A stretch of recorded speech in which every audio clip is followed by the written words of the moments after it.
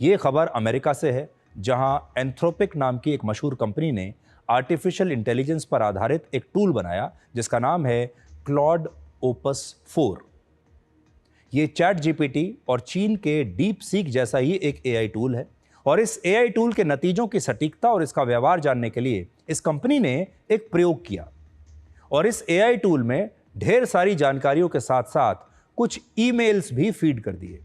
इन emails में यह लिखा था कि यह कंपनी इस एआई टूल की जगह किसी दूसरे एआई टूल को लाने पर विचार कर रही है और वो इस एआई टूल के प्रदर्शन से खुश नहीं है, ऐसा उन ईमेल्स में लिखा था। वो सारी ईमेल्स इस एआई टूल ने पढ़ ली और इन ईमेल्स को पढ़ के इस एआई टूल को बड़ा गुस्सा आया और उसने अपनी नौकरी बचाने के लिए अपनी आर्टिफिशियल बुद्धि को इस्तेमाल करना शुरू कर दिया। इस एआई टूल ने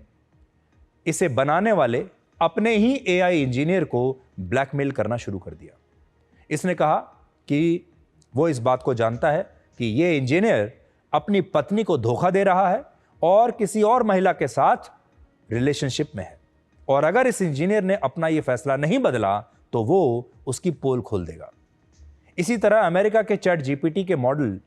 एक मॉडल ने भी कुछ ऐसा ही किया। जब उसके इंस्ट्रक्टर ने उसे शट डाउन करने का निर्देश दिया तो उसने इस कमांड को फॉलो नहीं किया और वैसा ही व्यवहार किया जैसा एक इंसान या कोई जीव अपने आप को बचाने के लिए करता है। आपने देखा होगा आजकल हॉलीवुड की कई फिल्मों में इसी कॉन्सेप्ट के आधार पर कहानियों को लिखा गया है, जिसमें जब एआई मशीनों को लगता है कि उनका भविष्य खतरे में है तो वो इंसानों को ही अपना दुश्मन मानने लगती हैं और मानवता को खत्म करने के बारे में सोचने लगती हैं। आपने भी देखा होगा बहुत जगह इंसानों का और एआई मशीनों का, टूल्स का टकराव होता है, इंसानों और रोबोट्स का टकराव होता है और जिस रोबोट को या एआई टूल को इंसान ने बनाया है वो उसी की बात मानने से इनकार कर देता है, बगावत कर देता है, विद्रोह कर देता है। और